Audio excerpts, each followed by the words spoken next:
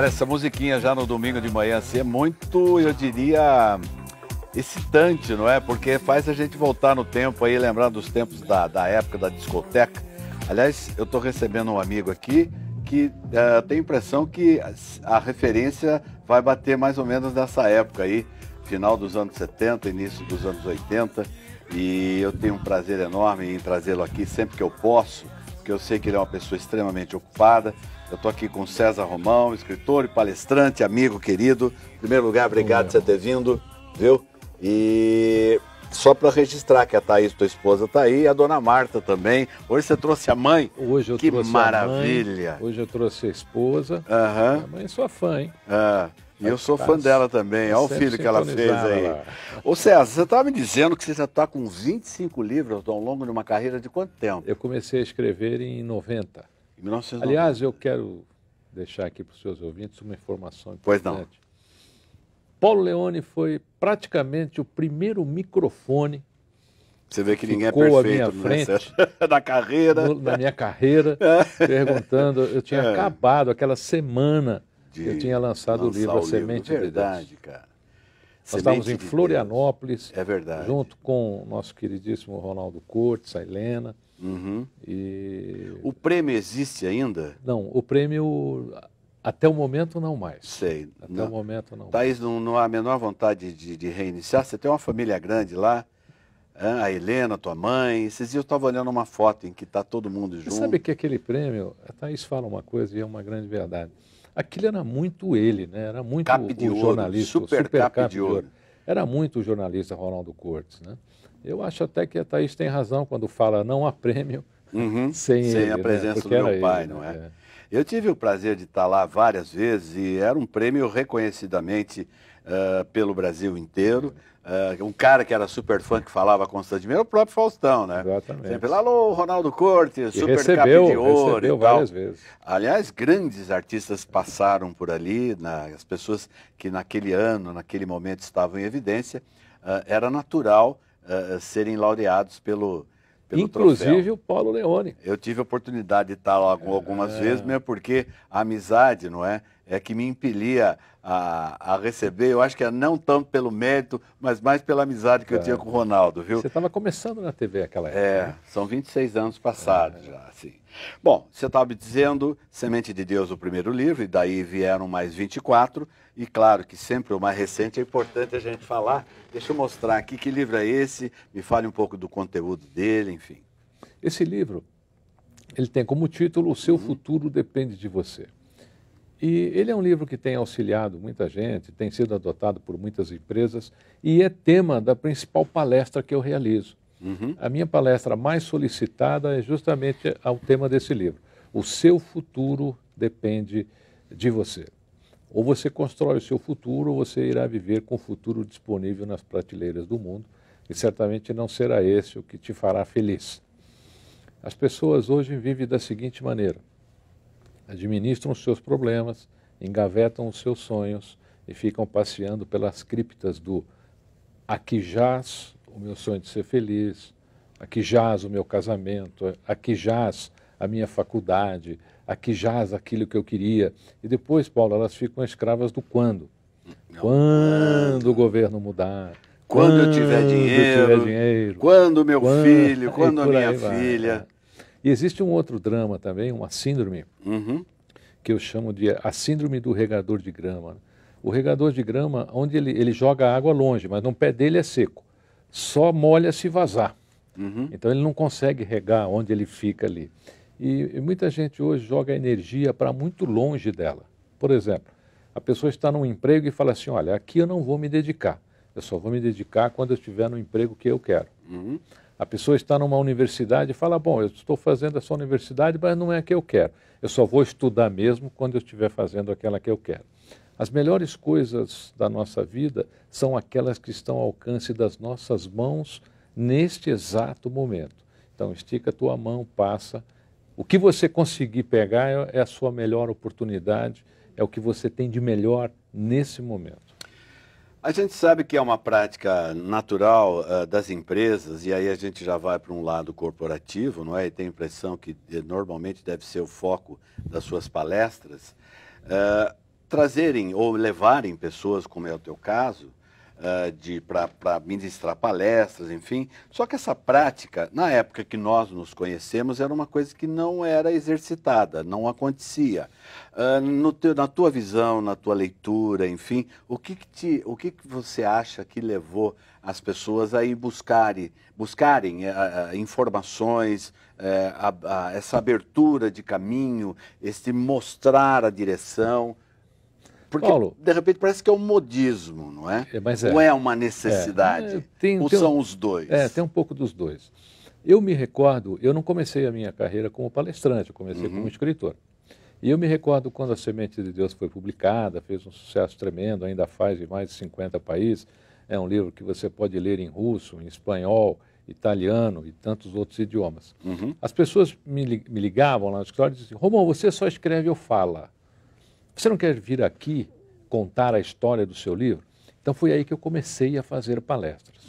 Ao longo desse percurso, dessa carreira, muita gente me procurou que gostaria de fazer palestras. Como você sabe, eu criei no Brasil praticamente o primeiro treinamento para a formação de palestrantes. Então, ao longo da minha carreira, eu também formei, ainda formo, muitos palestrantes. O que acontece, Paulo? Acontece que muitas empresas querem conhecimento. Então, hoje, nós temos dois pontos que se fala muito: o coach e o mentoring. Mentoring se fala muito pouco. Por quê? Qual a diferença? Qualquer pessoa pode ser um coach. Basta fazer um curso, fazer um treinamento, você se torna um coach. Entendi. O mentoring não. Por quê? Porque o mentoring é aquele que viveu. Ele tem um conhecimento extremamente reconhecido e é referência na sua área. Tá?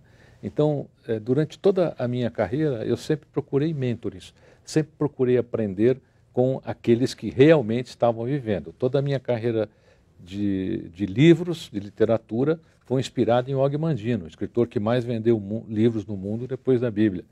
Então, eu tenho muito dele. Quando comecei a minha carreira, eu me inspirava muito nele. Então, toda vez que você quiser uma instrução para a sua empresa ou uma instrução para a sua carreira, é muito importante que você procure pessoas que são referências e são notoriamente reconhecidas. Como é que uma pessoa é notoriamente reconhecida? Primeiro, pela formação acadêmica. Você não leva seu filho num médico que não tenha diploma. Você leva o seu filho num médico e ele diz assim: olha, eu não faço cirurgia na cabeça, mas eu assisti no Discovery Channel e né? Entendi. Então, a capacitação acadêmica é extremamente fundamental para os profissionais que pretendem ir ao palco.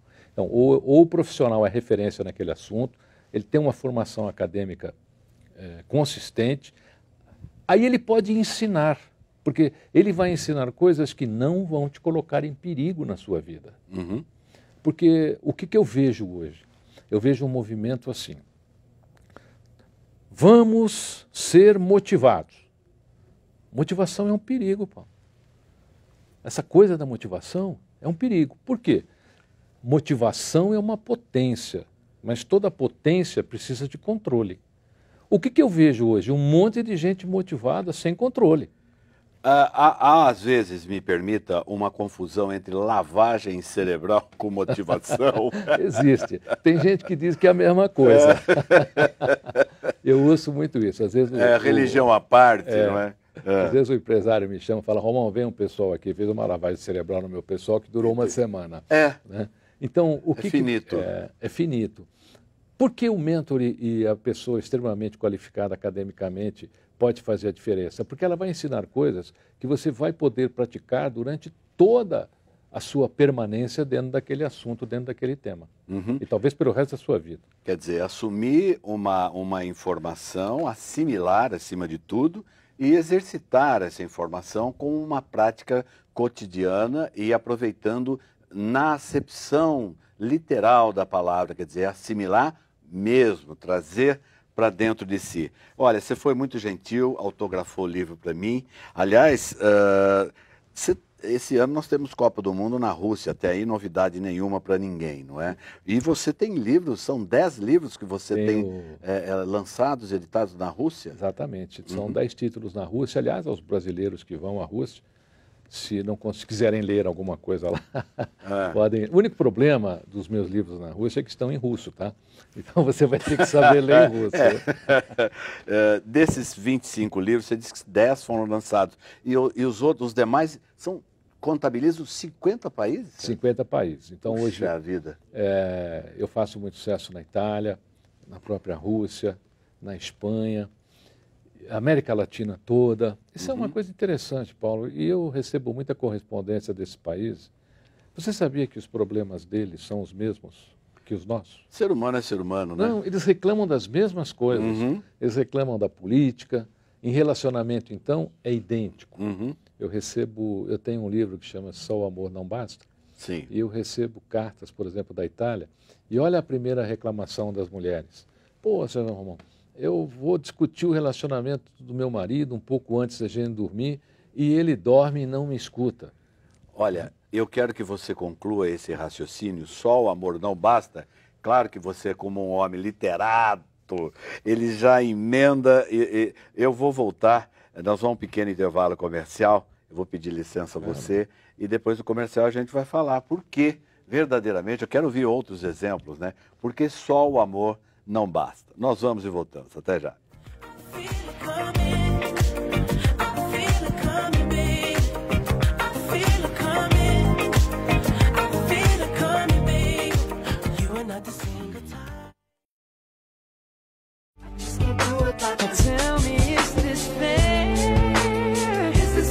Pois é, pessoal, nós estamos de volta. Vocês estão vendo aí essa imagem bonita desse meu querido amigo César Romão, escritor e palestrante.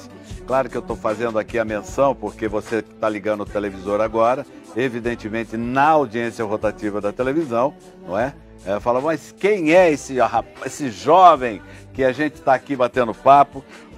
Só para refrescar a memória de todo mundo, o César tem 25 livros já editados ao longo de um bom período de carreira. Só na Rússia ele tem 10 livros e são 50 países no total, que tenho o prazer de contar aí com a literatura do meu querido amigo César Romão. Nós terminamos o bloco anterior falando da importância do amor. E a pergunta que ficou no ar e você começava a responder, eu te interrompi para a gente para o intervalo. O César, por que só o amor não basta? Paulo, sempre que eu faço palestras para casais ou que envolve o tema família, quando terminavam as palestras, as pessoas vinham até mim e faziam um comentário muito interessante. A maioria dos comentários ali, enquanto eu estava autografando, era assim: Romão, eu amo a minha mulher, mas vou me separar. Eu amo o meu marido, mas vou me separar. Eu fiquei intrigado com aquilo. E aí eu comecei a fazer entrevistas com casais. E o que eu descobri? Que a maioria dos casais que se separam hoje ainda se amam. E por que se separam se se amam? E aí nasceu o livro, Só o Amor Não Basta. As pessoas que se amam se separam porque não desenvolveram competências para amar. Só o sentimento não é importante. É necessário você desenvolver competências. E como é que faz isso, então, César? O livro Só o Amor Não Basta tem todas Tem que ler o livro. Primeiro, a primeira coisa que as pessoas têm que entender. Homem e mulher são completamente diferentes. Entendi. Tanto geneticamente como em termos comportamentais. A gente que é casado, nós sabemos disso. Sabe disso. Por exemplo, a gente brincou agora aqui. Mulher gosta de discutir relacionamento justamente no seu último suspiro antes do sono. Né? Não tem como, você vai ter que resolver essa parada. Nem que tiver que dar 5 minutos de atenção para ela antes de dormir. Ela vai ter que falar. Sei. Você tem um outro problema também, que é assim. O homem gasta por dia 15 mil palavras, mais ou menos, que é o limite.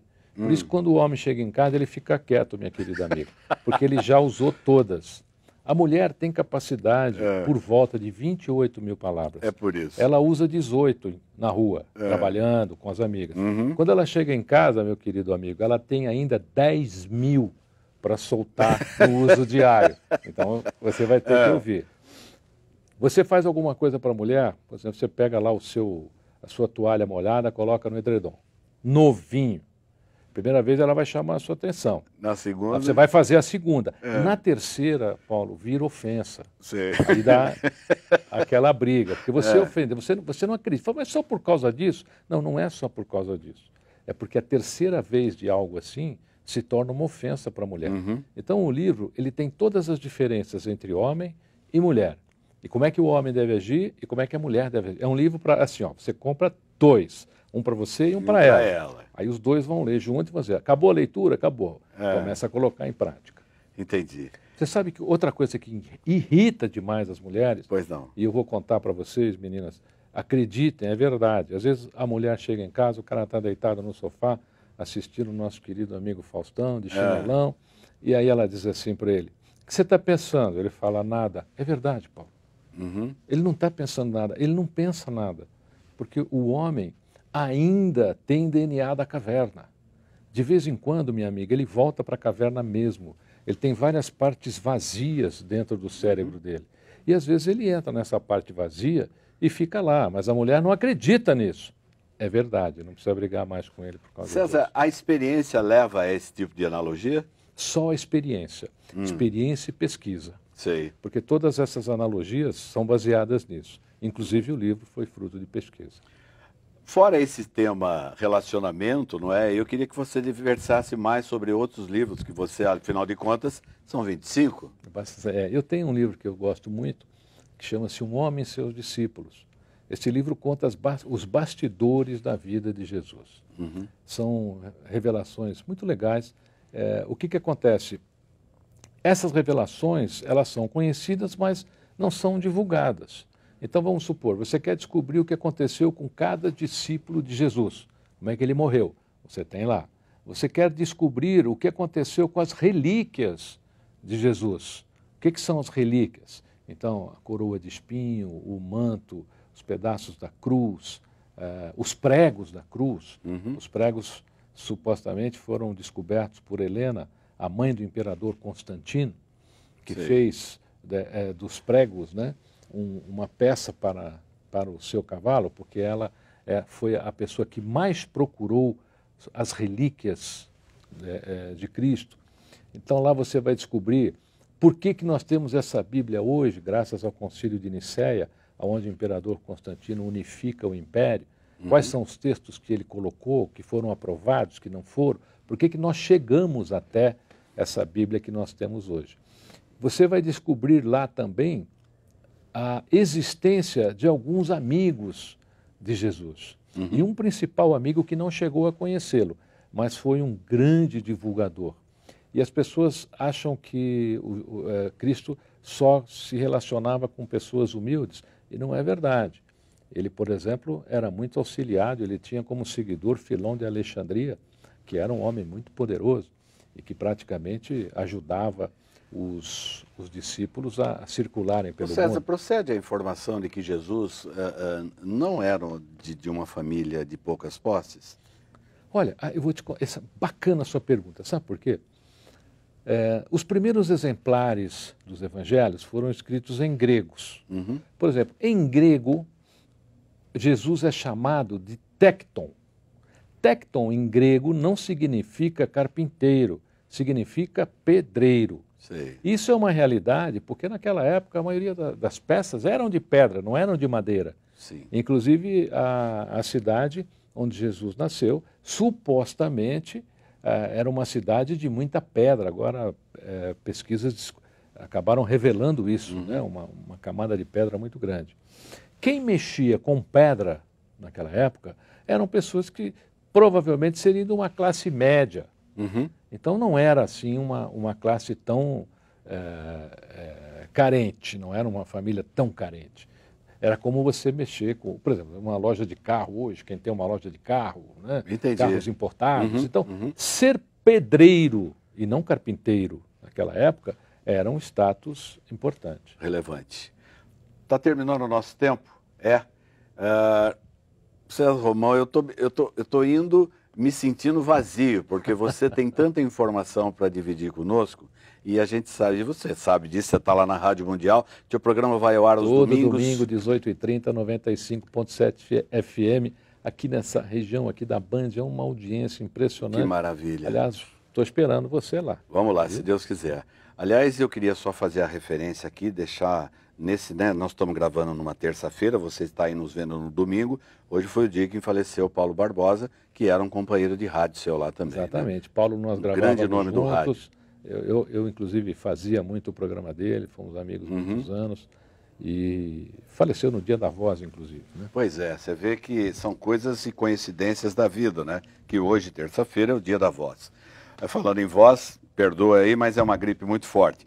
Olha, pessoal, César, obrigado por você ter vindo. Obrigado, querida. Vou mandar um beijo para minha mãe aqui, que está fazendo Marta. uma super audiência aqui para gente. Bacana, está aqui. Para a Thaís também. Nós vamos agora saber um pouco mais, você que vai se aposentar, o Matheus Zeller, que é um especialista na área aqui na região de Campinas, não é? Vai nos dar algumas dicas a respeito de como você deve proceder e quais os casos especiais para que você possa obter a sua aposentadoria com tranquilidade. Vamos então para o Fora de Pauta de hoje e daqui a pouco nós estamos de volta. Até lá.